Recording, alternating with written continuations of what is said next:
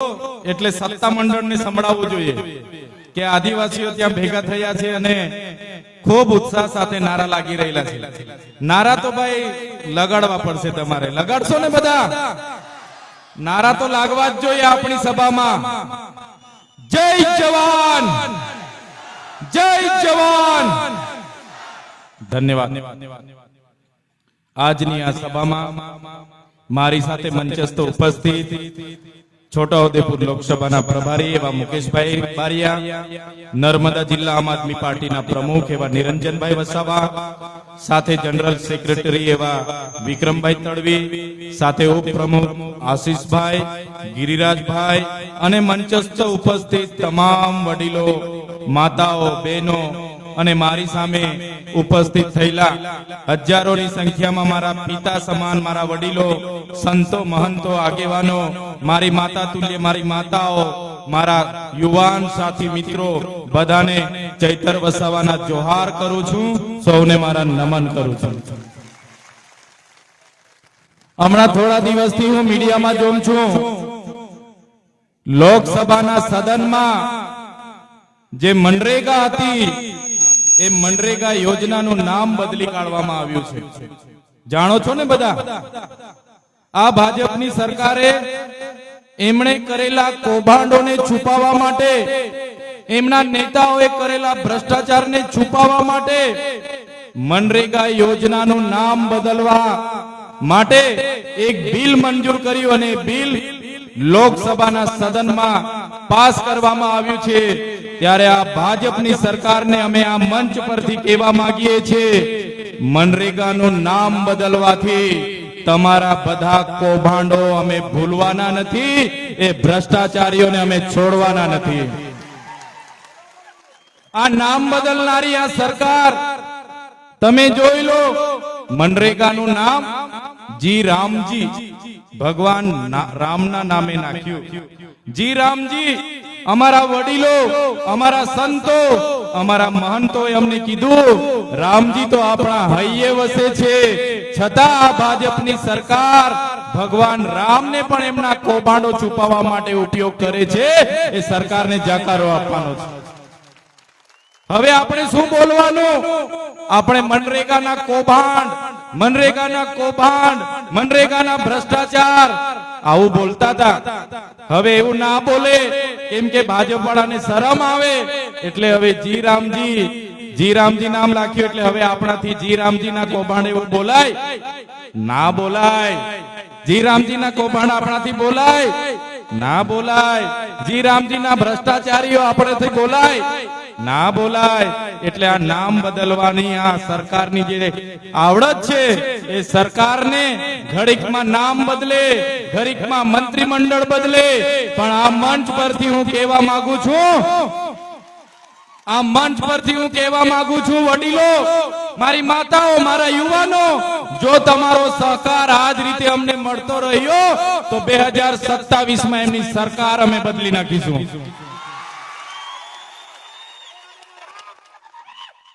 આપણા વડીલોએ કીધું છે ને, ભેંસ ઓછું દૂધ આપે એટલે એનો કિલો બદલવાથી દૂધ વધતું, ભેંસ ઓછું દૂધ આપે એના ખીલા બદલીએ તો દૂધ વધતું. એટલે આપણે ભેંસ જ બદલી નાખવી પડે ને. એટલે આ સરકારને પણ આપણે કહેવાનું છે, તમારા કૌભાંડો, તમારી નિષ્ફળતાઓ છુપાવવા માટે તમે મંત્રીમંડળ બદલો છો. એ મંત્રીમંડળ નવું આવ્યું, એમાં પણ કઈ હવા છે નથી. એટલે 2027માં અમે સરકાર બદલી કાઢવાના છે. અહીંયા બેઠેલા લોકોને ખબર છે, આગળ આ લોકોએ કીધું એમ, અગ્નિવીર, જ્ઞાન સહાયક, એક પેડ માં કે નામ, આત્મનિર્ભર બનો, સ્વદેશી અપનાવો, ભલભલા નવા નવા નામો લાવીને આવે છે આ સરકાર. રથયાત્રાઓ કાઢે છે. ત્યારે આજે આપણા વિસ્તારની હાલતની વાત કરું તમને, અહીંયા બેઠેલા કેટલાય વડીલો એવા છે, એમની પોતાની જમીનો આ નર્મદા ડેમમાં ગઈ છે. અહીંયા બેઠેલા કેટલાય વડીલો એવા છે જેમની જમીનો આ કરજણ ડેમમાં ગઈ છે. અહીંયા બેઠેલા કેટલાય વડીલો એવા છે જેમની જમીનો આ નર્મદાની મુખ્ય કેનાલમાં ગઈ છે. અહીંયા બેઠેલા કેટલાય લોકો એવા છે જેમની જમીનો સ્ટેચ્યુ ઓફ યુનિટીમાં ગઈ છે. અહીંયા બેઠેલા કેટલાય વડીલો મારી સામે એવા છે કે જેમની જમીનો વિયર ડેમમાં ગઈ છે. ત્યારે આપણે કઈ બોલતા નથી. આપણા નેતાઓ જ્યારે બારોબાર આ લોકોને ઠરાવો આપી દેતા હોય છે ત્યારે આ લોકો ફરી આપણી જમીનો નેશનલ હાઈવે 56 માં લેવા માટે આવવાના છે. આપણી જમીનો હાઈ સ્પીડ કોરિડોર જે અંકલેશ્વર થી એકતાનગર આવે છે એમાં જમીનો લેવા માટે આવવાના છે. આ લોકો આપણી જમીનો સાપુતારાથી સ્ટેચ્યુ ઓફ યુનિટીના કોરિડોરમાં લેવા માટે આવવાના છે. મારા વડીલો, મારી માતાઓ, મારા યુવાનો, આ લોકોને આ મંચ પરથી આપણે કહી દેવાનું છે કે હવે અમે વિકાસના નામે 1 ઇંચ પણ જમીન આપવા તૈયાર નથી. અમે આટલી મોટી જમીનો આપીએ, અમારા ગામો ને ગામો ઉઠી ગયા, અમારો પરિવાર વિખરાઈ ગયો, અમારો સમાજ, અમારી સંસ્કૃતિ, અમારી પ્રકૃતિથી અમે છિન્ન ભિન્ન થઈ ગયા. કોઈ સાવલી રહી છે, કોઈ ડભોઈ રહી છે, કોઈ સૌરાષ્ટ્રમાં ગયા, કોઈ કચ્છમાં ગયા, કોઈ દક્ષિણ ગુજરાતમાં છે. અને આજે નવી વસાહતોની હું વાત કરું, એમને નોકરી સામે નોકરી આપવાની વાત હતી. એને એક પરિવારમાંથી પણ આજે એક જણને નોકરી નથી મળી. એને જમીનો સામે જમીનો આપવાની વાત હતી. એમને પિયત જમીનો આપવામાં નથી આવી. એમને સિંચાઈનું પાણી મફત આપવાની વાત હતી. આ સરકારે સિંચાઈનું પાણી પણ નથી આપ્યું. એમને ખેતીવાડીની મફત વીજળી આપવાની વાત હતી. આ સરકારે એમને મફત વીજળી પણ નથી આપી. ત્યારે એ જ પવિત્ર ભૂમિ પરથી મારા ક્રાંતિકારી લોકોને કહેવા માંગુ છું, આ સરકાર એ ઉદ્યોગપતિઓની સરકાર છે. ત્યારે આવનારા દિવસોમાં સરકારને ઉખેડીને આપણે ફેંકી દેવું પડશે. આપણી સામે આપણી બહેનોના ઝૂંપડા જ્યારે તોડતા હતા, અમે જ્યારે ડેડિયાપાડાથી અમારી દક્ષાબેનનો ફોન આવ્યો, રાતે ફોન આવ્યો, ચૈતરભાઈ 2 વાગે આવીને પોલીસ વાળા અમને ઘરમાં પૂરી દીધા છે. બુલડોઝરો લઈને આવ્યા છે, 700-800 પોલીસ છે અને એક બાજુથી ઘરો તોડતા તોડતા 34 લોકોના ઘર તોડી નાખ્યા. બહેનો અમને ફોન કરે રડતા જઈને, અને અમે ત્યાં પહોંચવાના પ્રયાસો કર્યા. પોલીસ અધિકારીઓ અમને રસ્તે રોકી લીધા, કોર્ડન કર્યા, અમને લઈ જવાના પ્રયાસો થયા. ત્યારે એક કેવડિયાવાળી બહેનો બિચારાના ઘરો તોડી નાખ્યા. મારા સાથીઓ, જે લોકોએ ડેમમાં જમીનો આપી, જે લોકોએ વિયર ડેમમાં જમીનો આપી, જે લોકોને રોજગારીના નામે સ્ટેચ્યુ ઓફ યુનિટીમાં જમીનો આપી, આ લોકો સ્ટેચ્યુ ઓફ યુનિટીમાં રોજગારી આપીશું એમ કરી કરીને જમીનો તો છીનવી લીધી, પણ રોજગારી ન મળીને આપણી બહેનો નાની દુકાનો ચલાવતી હતી, એ દુકાનો પર પણ બુલડોઝર ફેરવવામાં આવ્યું. ત્યારે આવનારી ચૂંટણીમાં આ લોકોને, એ બુલડોઝર ફેરવવાવાળા ભાજપના નેતાઓને ઈંટનો જવાબ પથ્થરથી આપણે આપી દેવાનો છે. શું વાંક હતો એ કેવડિયાની બહેનોનો? શું વાંક હતો એ ગરુડેશ્વરના લોકોનો? એમણે જમીનો આપી એ વાંક, એમણે નર્મદામાં જમીનો આપી આપણો ગુનો છે? આપણે વિયર ડેમમાં જમીનો આપી આપણો ગુનો છે? આપણે સ્ટેચ્યુ ઓફ યુનિટીમાં જમીનો આપી આપણો ગુનો છે? તો પછી કેમ આપણી બહેનોના ઘરો તોડવામાં આવ્યા? આજ કેવડિયાના ટ્રાઇબલ મ્યુઝિયમની વાત કરો. મારા આદિવાસી સમાજના 2 યુવાનો, ગબાડાનો યુવાન મારો જયેશભાઈ તડવી અને બીજો એક યુવાન રાતે જમ્યા પછી બેસવા ગયા. પોતાના ગામના ડુંગર પર બેઠા હતા. એમને શું ખબર હતી કે બહારના લોકો આવીને એમને પકડીને મારી નાખશે. એ બંને યુવાનો એક ને એક દીકરા હતા, પોતાના પરિવારના કમાનાર વ્યક્તિ હતા. બહારના કોન્ટ્રાક્ટરના માણસોએ એમને માર્યા, એમને બાંધી મૂક્યા. એટલો માર માર્યો, એટલો માર માર્યો, એટલો માર માર્યો, મારા ભાઈઓના આખા શરીર કાળા કાળા થઈ ગયા. એમની સરકારનો એક પણ નેતા એ પરિવાર સાથે નહોતો, પોલીસે પરિવાર સાથે નહોતી. અમે અમારી પૂરી ટીમ સાથે દવાખાને ગયા અને મરનાર દીકરાઓને ન્યાય મળવી જોઈએ, FIR થવી જોઈએ એ વાત અમે કરી અને બાદમાં પોલીસ અને સરકાર સક્રિય અને એક્શનમાં આવી.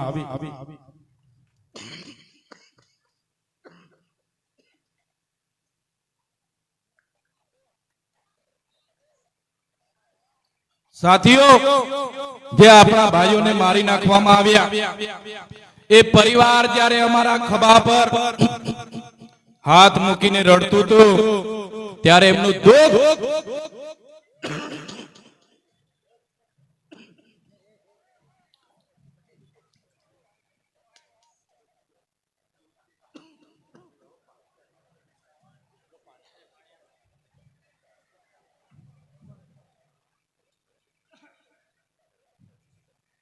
સાથીઓ, એ આપણા બે યુવાનોને આખી રાત બાંધી બાંધીને એટલો માર માર્યો, બંને યુવાનો અધમુવા થઈ ગયા. એ પરિવારના લોકો પોલીસ વાળાને વિનંતી કરે કે ભાઈ અમારા છોકરાની કાર્યવાહી કરો. અહીંના ભાજપના ધારાસભ્યને સાંસદને ફોન કર્યો કે બહારના લોકોએ બરોડા અમદાવાદની એજન્સીના માણસે અમારા દીકરાઓને મારીને મારી નાખ્યા. કોઈ જવાબ નહીં આપે, તંત્ર જવાબ નહીં આપે, નેતાઓ જવાબ નહીં આપે. અમને રડતા જઈને ફોન આવ્યો સવારે 8 વાગે. મને કીધું ચૈતરભાઈ, અમારા દીકરાઓને મારીને મારી નાખવામાં આવ્યા છે, તમે હોસ્પિટલે આવો. અમે હોસ્પિટલે પહોંચ્યા. એ જયેશભાઈના મમ્મી અને પપ્પા, એ બીજા ભાઈ હતા એના મમ્મી અને પપ્પા અમારા ખભા પર હાથ મૂકીને રડે. એમનું દુઃખ અમે મહેસૂસ કર્યું. અમને થયું કે અમારો ભાઈ, અમારો એક ને એક દીકરો, એક ને એક ભાઈ, અમને અમારા ભાઈઓને જે જનતાએ માર્યા છે, જે બહારના લોકોએ માર્યા છે, એમના પર કાર્યવાહી થવી જોઈએ. અમે ત્યાં મોરચો લઈને ગયા, એસપી કચેરીએ ગયા અને કાર્યવાહી કરાવી. ત્યારે એ દીકરાઓને ન્યાય મળ્યો, એમને વળતર મળ્યું. ત્યારે નેતાઓને હું કહેવા માંગુ છું, જ્યારે કેવડિયામાં એ 2 યુવાનોને મારી નાખવામાં આવ્યા, જ્યારે દિવાલ ખસી પડી ત્યાં 3 યુવાનો મરી ગયા. તિલકવાડામાં હમણાં 2 યુવાનો મરી ગયા. ત્યારે યુવાનોની વાત કરવા માટે કોઈ આવ્યું નહીં. અને ચૈતર વસાવા જ્યારે એમના માટે આવે, ચૈતર વસાવા જ્યારે ઝૂંપડા તોડે એ બહેનો માટે આવે, ચૈતરભાઈ વસાવા જેની જમીનો જાય એના માટે આવે, ત્યાં અહીંના નેતાઓ કે આ ચૈતર વસાવા કેમ અહીંયા આવે છે? ત્યારે નેતાઓને મેં કહેવા માંગુ છું, આપણું ગામ ચાપટમાંથી મહિલાને જે ઝોલીમાં લઈને જતા રસ્તે મરી ગયા, એ બેનનું દુઃખ મેં મહેસૂસ કર્યું. અમારી બહેનોના ઝૂંપડા તૂટી ગયા, એ બહેનોનું મેં દુઃખ મહેસૂસ કર્યું. અમારા યુવાનોને જે મારીને મારી નાખ્યા, એ યુવાનોનું દુઃખ મેં મહેસૂસ કર્યું. ત્યારે એ લોકોને ન્યાય અપાવવા માટે ચૈતર વસાવા કેવડિયામાં આવે છે. તમારા માટે મત મહત્વના હશે, ચૂંટણી મહત્વના હશે, મતબેંક મહત્વનો હશે. ચૈતર વસાવા માટે અમારો સમાજ મહત્વનો છે. તમારા જેવા પાર્ટીના ગુલામ અમે નથી, તમારા જેવા પાર્ટીના ગુલામ અમે નથી, ટિકિટોના અમે મોહતાજ નથી, ખુરશીના અમે મોહતાજ નથી. ધારાસભ્ય નહોતા ત્યારે પણ કેવડિયા વાળા માટે લડ્યા છે, ધારાસભ્ય છે ત્યારે પણ કેવડિયા માટે લડીએ છે. અને આવનારા દિવસોમાં ધારાસભ્ય નહીં પણ હશો તો પણ આ વિસ્તારના લોકો માટે અમે લડીશું. એ નેતાઓને મેં કહેવા માંગુ છું, શું આ આદિવાસી બેન દીકરીઓને ઝોલીમાં ડિલિવરી માટે લઈ જાય અને મૃત્યુ થાય એટલે તમને મજાક લાગે છે? શું અમારા યુવાનોને અહીંયા બાંધીને મારે, મરી જાય એ તમને મજાક લાગે છે? સ્ટેચ્યુ ઓફ યુનિટીમાં અમારા યુવાનોને રોજગારી નહીં મળે એ શું તમને મજાક લાગે છે? ત્યારે એ સાંસદ, એના ધારાસભ્યને હું કહેવા માંગુ છું, જે દિવસે તમારી બેન, તમારી દીકરી ઝોલીમાં ડિલિવરીમાં લઈ જતા રસ્તે મરી જશે ને, એ દિવસે તમને ભાન આવી જશે કે દુઃખ શું હોય છે. જે દિવસે તમારા કોઈ ભાઈને કે કોઈ તમારા દીકરાને કોઈ બહારના લોકો બાંધીને કપડા કાઢીને મારશે અને તમારા ભાઈ ને દીકરાઓ મરી જશે ને, તે દિવસે તમને ભાન પડશે કે દુઃખ શું હોય છે. પોતાના લોકોનું દુઃખ શું હોય છે એની એમને ખબર નથી અને અમારી મજાક ઉડાડે છે. સાંસદ, એના કહેવા માંગુ છું કે જે દિવસે તમારો પોતાના દીકરાને, જે દિવસે તમારા પોતાના ભાઈને કોઈ આ રીતના મારીને મારી નાખશે ને, તે દિવસે તમને અક્કલ તમારી ઠેકાણે પડી જવાની છે. ત્યારે સાથીઓ, આ વિસ્તારમાં જંગલ ખાતાના લોકો, આપણા જિલ્લામાં 5360 જેટલી અરજીઓ 5-10 વર્ષથી હજુ પેન્ડિંગ છે. જંગલ ખાતાના લોકો એમને સનતો આપતા નથી અને આપણા લોકો ખેડી ખાય છે. એને ત્યાં જમીન માપણી વાળાને મોકલે છે, જંગલ ખાતા વાળાને મોકલે છે, અને એ ખેડૂતો પર ખોટા ખોટા કેસ કરવામાં આવે છે, ખેડૂતોને જંગલમાં મારવામાં આવે છે અને જંગલ જમીન છોડાવી દેવામાં આવે છે. ત્યારે મેં જંગલ ખાતા વાળાને પણ કેમ છું, તમારો જંગલ સંરક્ષણનો કાયદો તો 1864 માં બન્યો હતો, તમારું જંગલ ખાતું તો 1927 માં બન્યું હતું. આ જંગલો પર અમારા આદિવાસીઓ હજારો સાલથી રહી છે અને આ જંગલ અમારા છે. આ જંગલ એ અમારા આદિવાસીઓ સાચવેલા છે. અમારા આદિવાસીને દાંતણ જોઈ તો ડાળકીનું દાંતણ જ ભાંગીને લાવે, એ કોઈ ઝાડને કાપતા નથી. અમારા આદિવાસીઓને ઘર માટે દાંડી જોઈ તો દાંડી જ કાપી લાવે, અમારા આદિવાસીઓને થાંભલી જોઈ તો થાંભલી કાપી લાવે. આખા જંગલને અમે નાશ કરતા નથી. એટલે એ જંગલ ખાતાવાળાને કહેવા માંગુ છું, તમારી સરકાર, તમારું જંગલ ખાતું, તમારું પોલીસ ખાતું પણ નહોતું ત્યારથી અમારા લોકો આ જંગલમાં રહી છે, એમને હેરાન કરવાનું બંધ કરી દેજો. અમારા આદિવાસીઓને હેરાન કરવાનું બંધ કરી દેજો. જંગલ ખાતાવાળા સાંભળી લે કાન ખોલીને, અમારા આદિવાસીઓને હેરાન કરવાના બંધ કરી દેજો. અને અમે જે ઘરમાં પાલ્યા હતા, તીરકામઠા, ધારિયા અને જે પણ અમે ભાલા મૂક્યા છે એ કઈ અમે શણગાર માટે નથી મૂક્યા. જે દિવસે અમારો આદિવાસી સમાજ ઘરમાં મૂકેલા ધારિયા, પાલિયા, તીરકામઠા અને ભાલા લઈને રસ્તા પર ઉતરી પડશે, તે દિવસે તમારું જંગલ ખાતું પણ અહીંયા હોતેલું નહીં મળશે. પોલીસ અધિકારીઓ જે આપણા બંદોબસ્તમાં છે એમના માટે જોરદાર તાળીઓ પાડી લો. ત્યારે જે લોકો બંધારણની સાક્ષીમાં જનતાની રક્ષા કરવાનું કામ કરે છે, સુરક્ષા આપવાનું કામ કરે છે, શાંતિ અને સલામતીમાં કામ કરે છે, નિષ્ઠા પ્રમાણે પોતાની ફરજ નિભાવે છે, એવા પોલીસ અધિકારીઓને ચૈતર વસાવાના કડક હાથે સલામ. પણ જે પોલીસ અધિકારીઓ અમારા યુવાનોને રસ્તે ઉભા રાખીને મારે છે, અમારા ખેડૂતો પર 500,000 રૂપિયા લૂંટી લે છે, અમારા લોકોને રેડ પાડીને ડરાવે છે, એ પોલીસ અધિકારીઓને પણ આ મંચ પરથી કહેવા માંગુ છું, એ ભ્રષ્ટાચારી પોલીસ અધિકારીઓ સાંભળી લે, એ હપ્તાખોરી પોલીસ અધિકારીઓ સાંભળી લે. અમારા લોકોને હેરાન કરવાનું બંધ કરી દેજો, નહીં તો આવનારા દિવસોમાં 2027માં આમ આદમી પાર્ટીની સરકાર બનવાની છે. તમારા બધાના પટ્ટા ઉતારાવીને મૂકી દઈશું અમે.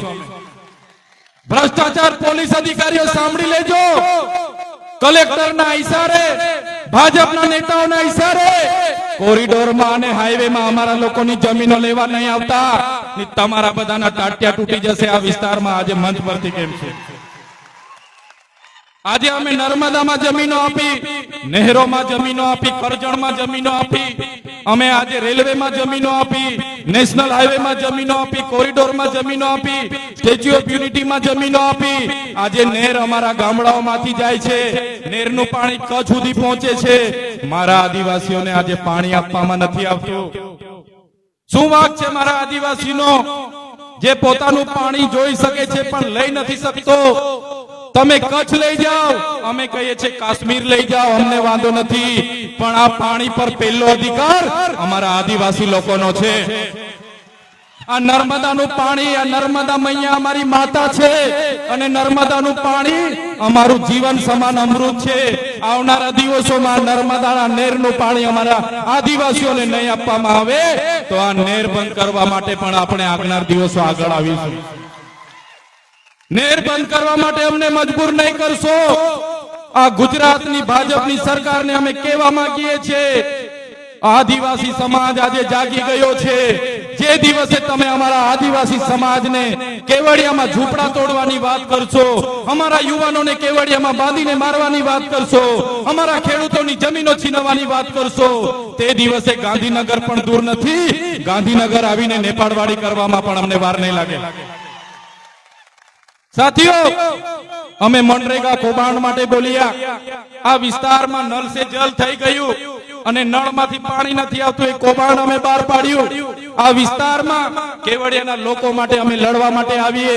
નેશનલ હાઈવે 56 ના લોકો માટે જમીન લૂંટાતી હોય એના માટે લડવા માટે આવીએ.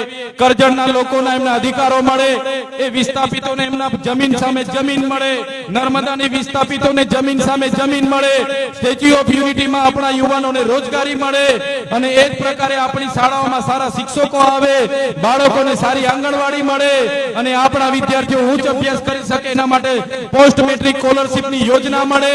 એ બાબતની રજૂઆતો કરીએ, સરકારને રોડ પર બોલીએ, વિધાનસભામાં બોલીએ.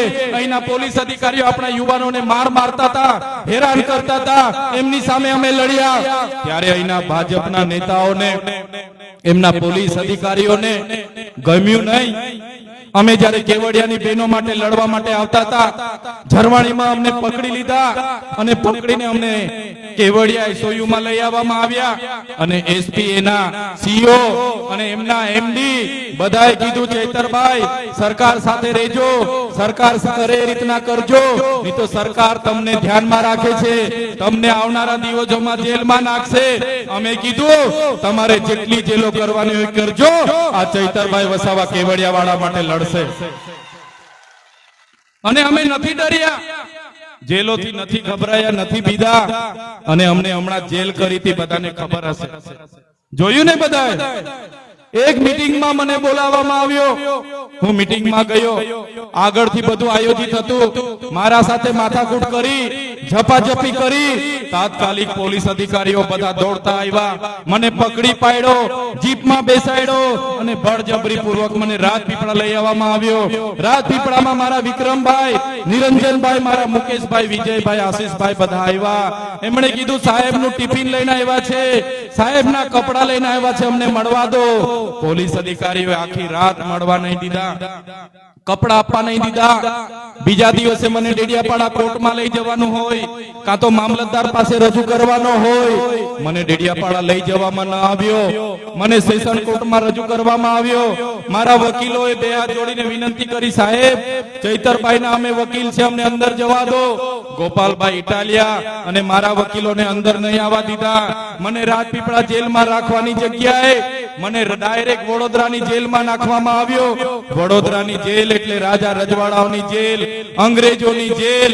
એમાં તમે જોયું હશે, એક અઠવાડિયું નહીં, એક મહિનો નહીં, મહિનો, 2 મહિના, 80 દિવસ સુધી તારીખ પર તારીખ, તારીખ પર તારીખ, તારીખ પર તારીખ, તારીખ પર તારીખ, જામીન ના મળે મને. પોલીસ અધિકારીઓએ કીધું, આ વ્યક્તિ લોકોને ગેરમાર્ગે દોરે છે, એને જામીન નહીં મળવા જોઈએ, અને એને જામીન નહીં આપવા જોઈએ. અને ભાજપના નેતાઓનું જોર, એમની સરકાર, એમનું તંત્ર, એમનું ન્યાય પ્રણાલિકા, બધું જ એમનું મને જામીન ના મળે. અંદર મને ડરાવવામાં આવે, ધમકાવવામાં આવે, ગભરાવવામાં આવે, કહેવામાં આવે કે તમે આદિવાસીઓ માટે કેમ લડો છો, તમે ગરીબો વંચિતો માટે કેમ લડો છો, તમે સરકાર સામે કેમ બોલો છો, તમે નહીં બોલશો તો તમને અમે છોડીશું. ત્યારે જેલમાં પણ મેં એમને કીધું, તમારે 2 વર્ષ નહીં, તમારે 5 વર્ષ મને રાખો, પણ આ ચૈતર વસાવા આદિવાસીઓ માટે લડશે. 2 વર્ષ સુધી છોડવાનો નહીં, 2027 સુધી, ચૂંટણી સુધી આને છોડવાનો નહીં, એવું એમનું ગણિત હતું. મને કહેવામાં આવ્યું, તમે 3 મહિના નહીં, તમે 2 વર્ષનું સામાન મંગાવી લો, કપડા મંગાવી લો. મને એક નાની અંધારી કોટડીમાં રાખવામાં આવ્યો. મારા ઘરના લોકો મળવા આવે, મુલાકાત નહીં. મારા કાર્યકરો મળવા આવે, મુલાકાત નહીં. મારો વકીલ મળવા આવે, મુલાકાત નહીં. મને ડરાવવામાં આવ્યો, દબાવવામાં આવ્યો, ધમકાવવામાં આવ્યો. છતાં આ તમારો ભાઈ, તમારો દીકરો ભાજપ સાથે ક્યારે ઝૂક્યો નથી. તમારા બધાના આશીર્વાદ હશે, મારી બહેનોની પ્રાર્થના હશે, મારી બહેનોની માનતા હશે, મારા યુવાનોનો સહકાર હશે. આ તમારો દીકરો એમની જેલોમાંથી છૂટીને આજે બહાર આવીને તમારી વચ્ચે ઉભો છે. ત્યારે તમે જોઈ લો, જ્યારે હું જેલમાંથી છૂટીને બહાર, દરવાજાની બહાર આવ્યો ને પગ મૂક્યો, મારા પરિવારના લોકો, નિરંજનભાઈ, વિક્રમભાઈ, વિજયભાઈ, એમણે મને કીધું, ચૈતરભાઈ જમીન અમે તમારા જામીન અમે જેમ તેમ કરાવ્યા છે, પણ તમને હવે ડેડિયાપાડામાં પ્રવેશ બંધી છે. આ પોલીસે ગુજરાતમાં પ્રવેશબંધી માંગી હતી, નર્મદા જિલ્લામાં પ્રવેશબંધી માંગી હતી, પણ કોર્ટે તમને તમારા મત વિસ્તારમાં પ્રવેશબંધી ફરમાવી છે. તમે જો ડેડિયાપાડાની હદમાં પ્રવેશ કરશો ફરી તમને જેલ થશે. હવે મારા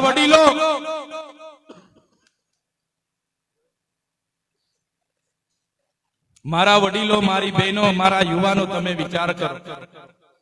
લોકો માટે કામ કરું, લોકો માટે બોલો, એટલે મારા વિસ્તારમાં મારી પ્રવેશબંધી, મારે નહીં જવાનું.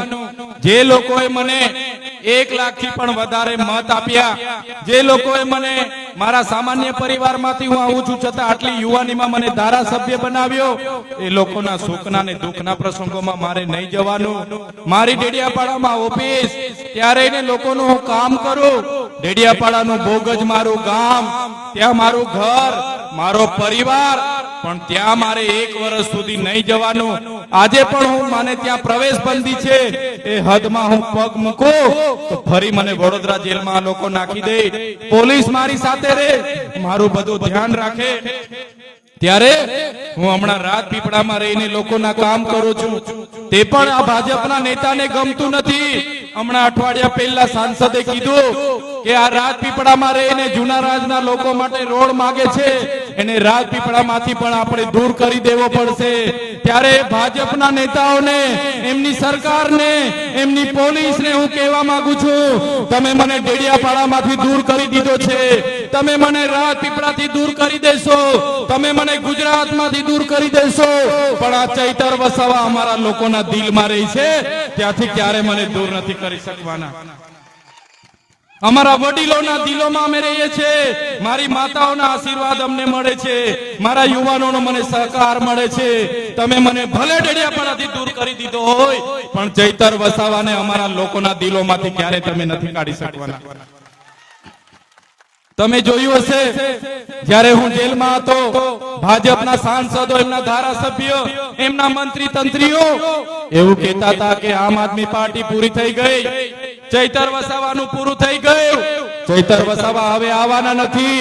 હું તમારે આશીર્વાદથી છૂટીનો આવ્યો અને તમારી વચ્ચે છું. ત્યારે નેતાઓને, એમની સરકારના, એમના મંત્રીઓને, એમની પોલીસને કહેવા માંગુ છું, તુમકો કા લગતા થા નહીં લौटेंगे,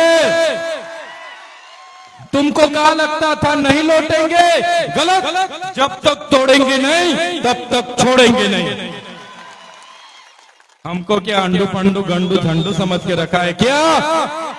ये चैतर वसावा है, चैतर वसावा कभी झुकेगा नहीं. ત્યારે સાથીઓ, આમ આદમી પાર્ટી એ યુવાનો માટે લડનારી પાર્ટી છે, આદિવાસીઓ માટે લડનારી પાર્ટી છે. એટલે અમને જેલોમાં નાખવામાં આવે. અમારા યુવાનો તમે જોઈ લો, ગોપાલ ઇટાલિયા હોય, ઈસુદાનભાઈ ગઢવી હોય, પ્રવીણભાઈ રામ હોય, રાજુભાઈ કરપડા હોય, આજે ખેડૂતનો અવાજ બને છે. ત્યારે રાજુભાઈ કરપડા પણ આજે જેલમાં છે, પ્રવીણભાઈ રામ પણ આજે જેલમાં છે. પણ અમે ભાજપની શરણાગતિ નથી સ્વીકારતા. જે તમારો આશીર્વાદ અમને મળે છે, જે તમારા પ્રેમ અમને મળે છે, આવનારી ચૂંટણીમાં પણ હું તમને કહેવા માટે આવ્યો છું, મારા યુવાનો, મારા વડીલો, મારી માતા બહેનો, તમે તૈયાર થઈ જજો. આવનારી તાલુકા જિલ્લા પંચાયત તમારે બધાએ લડવાની છે અને જીતવાની છે. આવનારી તાલુકા જિલ્લા પંચાયત આ લોકોને સત્તા પરથી દૂર કરવું પડશે. કેમ કે એ લોકો સત્તા પર રહેશે તો આપણી જમીનોના ઠરાવો હજુ કરતા રહેશે. આપણી જંગલ જમીનના બાકી પેન્ડિંગ દાવાઓ પણ નહીં આપવા દેશે, સિંચાઈનું પાણી પણ નહીં આપવા દેશે, મનરેગામાં મળતી રોજગારી પણ નહીં આપવા દેશે અને આપણી સાથે ભેદભાવ કરશે. એટલે આવનારા દિવસોમાં આમ આદમી પાર્ટી તમને આહવાન કરે છે, અરવિંદ કેજરીવાલજી તમને આહવાન કરે છે, ચૈતરભાઈ વસાવા તમને આહવાન કરે છે. મારા યુવાનો, મારી માતા બહેનો, આવો બધા સાથે મળીને પરિવર્તન લાવીએ અને પરિવર્તનની શરૂઆત કેવડિયાના ગરુડેશ્વરથી કરીએ અને આખા ગુજરાતમાં લઈ જઈએ. એ વિનંતી કરવા માટે અમે આવ્યા છીએ. કેટલાક સારા લોકો ભાજપમાં છે, કેટલાક સારા લોકો કોંગ્રેસમાં છે.